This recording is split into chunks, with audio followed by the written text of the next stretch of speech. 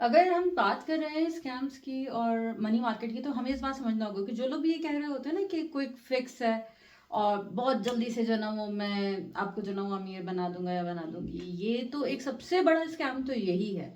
और लेकिन उसके बावजूद भी आज भी हम इसी इसी कांटे में फंसते आ रहे हैं और इसी चीज़ में हम फंसते आ रहे हैं। हम कह रहे होते हैं कि नहीं जी, हम नहीं फंसेंगे, लेकिन वो लोग जो सबसे ज़्यादा अपने आप को समझदार समझते हैं, और जैसे कि आप रेयर कॉइन वाला बंदा देख लीजिए, जिम पैरी की बात एग्जांपल दे दूं, जो दुनिया को बताता था कि क्या चीज़ सही है क्या चीज़ सही नहीं है, लेकिन जब फंसने पे आया तो वही उसी के साथ सबसे बड़ा फ्रॉड हुआ कि वही नहीं पता कर पाया कि जो कॉइन वो खरीदने के लिए जा रहा है रेयर कॉइन, वो असली है या नकली है। या अगर आप देखें तो वो स्टीफन की एग्जांपल देख लें कि वो उतने किताबें लिखता था कि फ्रॉड से बचाने के लिए लोगों को, और सबसे बड़े फ्रॉड में वो खुद ही मुब्तला हो गया। और एग्जांपल्स दूं, हाँ, और एग्जांपल्स मैं दे सकती हूँ, बहुत सारे एग्जांपल दे सकती हूँ। अभी अगर हम पिछले दिनों की बात करें तो रूजा रूजा की बात करते हैं, रूजा इग्नोटोवा, जो मशहूर तरीन, जिसको हम क्रिप्टो क्वीन कहते थे। क्रिप्टो क्वीन एक ऐसी क्रिप्टो क्वीन जो 2017 में जो गायब हुई है, सबका पैसा लेके ऐसे गायब हुई है कि किसी को नहीं पता चला कि जी वो कहाँ गया, वो किधर गया, वो किसके पास गया। और अमाउंट कोई छोटी नहीं थी कि 5 मिलियन की जो ना वो बाउंटी मिल रही है उसको पकड़ने पे, जो है ना, कि अगर आपने, किसी ने उसकी खबर दी, किसी ने कहा कि इधर है, किसी ने कहा साउथ अफ्रीका में है, किसी ने कहा किसी ईस्ट अफ्रीकन कंट्री में चली गई है, किसी ने कुछ कहा कि जर्मनी वापस चली गई, क्योंकि वो जो थी वो नेटिव जर्मन थी।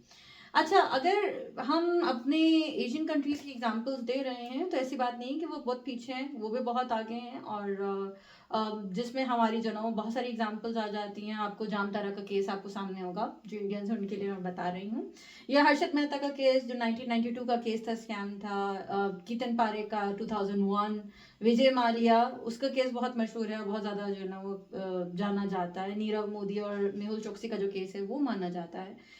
या फिर अगर मैं पाकिस्तान की तरफ आऊँ तो पाकिस्तान भी पीछे नहीं है। डबल शाह का केस आपको बहुत फेमस है, 2000 अर्ली 2000s में जो है ना ये केस जो थे वो मैसिव जो है ना वो पिरामिड स्कीम चलाता था। तो देखिए, ये हमें समझना होगा कि पॉन्जी स्कीम्स और पिरामिड स्कीम्स बहुत डिफरेंट डिफरेंट होती हैं।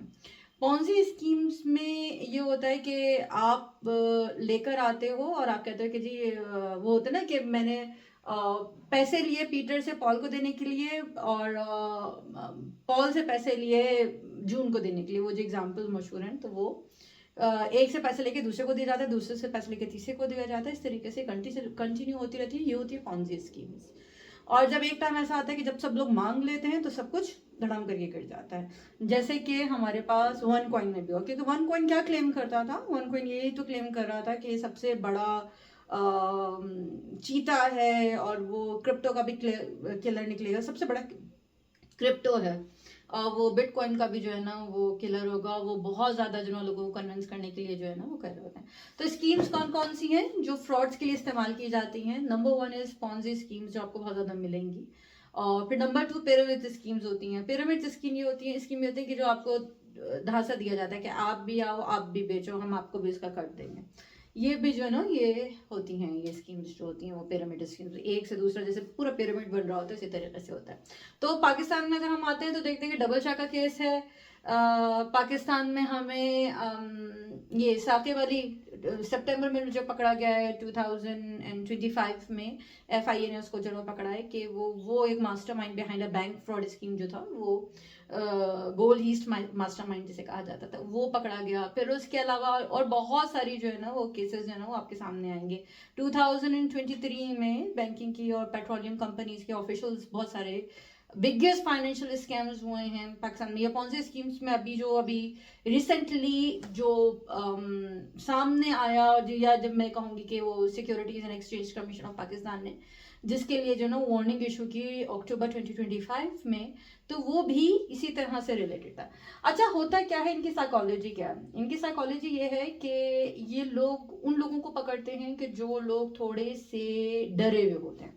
डरे हुए क्यों होते हैं? कि उनको लगता है, जैसे बुजुर्ग हजरात हैं, वो डरे हुए कि भाई उनके पास टाइम बहुत कम रह गया है, और ऐसा ना हो कि वो जितना टाइम जो उनका बचा कुचा है उनको भीख मांगना पड़े, गुजारा करना पड़े। सो पॉन्जी स्कीम वाले, पिरामिड स्कीम्स वाले, कोचिंग स्कीम्स वाले जो ये कह रहे थे कि भाई हम क्विक फिक्स में आपको जो ना रातों रात अमीर बना देंगे और हमारी जो ना बिजनेस टेक्निक्स अपनाएं और आप जो ना इस तरीके से करके आप लोगों का ट्रस्ट भी गेन कर लेंगे। और क्योंकि वो एक एक प्रॉपर पैटर्न के थ्रू चल रहे होते हैं। क्यों एक प्रॉपर पैटर्न के थ्रू चल रहे होते हैं? क्योंकि हर स्कीम में वो एक बहुत ही कंपेलिंग स्टोरी बताते हैं, फिर सोशल मीडिया टेस्टिमोनियल्स होते हैं, फिर सेंस ऑफ अर्जेंसी होती है, फिर मोमेंट ऑफ चेंज आ जाता है कि नाउ यहीं पे सारा स्कैम जो है ना वो एंड होता है। क्यों? लेकिन अभी बहुत मुश्किल हो जाती है, क्योंकि जब मार्केटिंग की बात आ रही होती है ना, तो मार्केटिंग में समझ रहे होते हैं कि जी स्कैम्स और पफरी को बहुत सारी दफा जो ना मार्केटिंग में जो ना मिक्स किया जाता है। बहुत मुश्किल है ये कहना कि कहाँ पफरी एंड हो रही है, स्कैम स्टार्ट हो रहा है, और कहाँ स्कैम एंड हो रहा है और पफरी स्टार्ट हो रही है। क्यों? क्योंकि देखें, अगर हम नामों पे आए ना, तो बर्नी मैडॉफ का नाम जो ना वो बहुत मशहूर है, इतना बड़ा स्कैमर था, उसको कौन भूल सकता है। तो वो बर्नी मैडॉफ जो है ना वो शुरू किया है हमारा, जो जिसे कहते हैं ना ये स्कैमिंग की, और ये सारी दुनिया जो है ना ये हम रिसर्च कर रहे होते हैं उनके ऊपर कि भाई इन्होंने क्यों किया, ऐसा क्या बिहेवियर था कि जिसकी वजह से ये लोग इस हद तक पहुंचे। लेकिन जब आप देख रहे होते हैं तो ये सब कुछ मिलता है कि जैसे पंप एंड डंप स्कीम्स हैं। मैं एग्जांपल दूं, पंप एंड डंप स्कीम्स क्या होती है? जो लाइफ स्टॉक मार्केट्स हैं, ये क्रिप्टो मार्केट्स हैं ये। अभी जैसे पिछले दिनों जो ना वो बिटकॉइन बबल जो है ना उसने आया था, बड़ी बड़ी हेडलाइंस में आया था न्यूयॉर्क टाइम्स में कि बिटकॉइन ने जो है ना वो अपना बबल लूज कर लिया, और वो एयर लूज कर लिया, इसकी बिटकॉइन बबल लूज ऐसे एयर। और चैट कॉइन्स थे, वन कॉइन थे, और बिट कनेक्ट था, और ये बहुत सारी चीजें जो ना वो आपको नजर आई होंगी, और ये बहुत सारी होती हैं। क्यों? क्योंकि पंप एंड डंप क्या है कि ये आपको ऊपर देंगे पंप देंगे, और जिस मोमेंट पे जो वो पंप ऊपर तक पहुंच जाएगा, तो और आप सेल करने के लिए आओगे कि हाँ चलिए चलो जी अब मैं सेल करता हूँ अपने कॉइन को या अपनी अपनी इन्वेस्टमेंट को, जो ना मैं कैश कराने का टाइम आ गया, सो फौरी तौर पे जो है ना वो एक हिच आती है और आप डंप हो जाते हो। So hitch is always there if all investors ask money at once. वो पूरा पूरा सिस्टम जो है वो फेल कर जाता है, जिसमें बहुत सारी चीज़ें मौजूद हैं। एफिलिएशन स्कैम्स हैं, पिरामिड स्कैम्स हैं, coaching scams for money programmes हैं, मनी मेकिंग प्रोग्राम्स हैं, और जिसमें सब के सब जो है वो बहुत ही ज़्यादा फैंटास्टिक प्रॉमिस कर रहे हैं। बता क्या रही हूँ, बताने का मकसद सिर्फ इतना है कि देखिए कोई ऐसी चीज़ नहीं है दुनिया में जो आपको क्विकली रिच कर ले। ये कहते कि जी हम आपको गोल्डन गोल्डन अपॉर्चुनिटी दे रहे हैं कि आप जो ना ये करेंगे तो आप फौरी तौर पे जो ना वो रिच हो जाएंगे। या आजकल नई चीज़ है तो ऑनलाइन गेम्स में आप देख लें, ये बहुत सारे स्कैम्स मौजूद हैं। या फिर आप ऑनलाइन शॉपिंग प्लेटफॉर्म्स पे देखें, आप चाहे टिमो देखें, अमेजोन देखें, या ये आप सारे देख लें, इसमें सब में जगह जो ना होगा कि congratulation you have won this, और अभी फौरी तौर पे क्लेम करें वरना जो ना ये क्लेम चला जाएगा।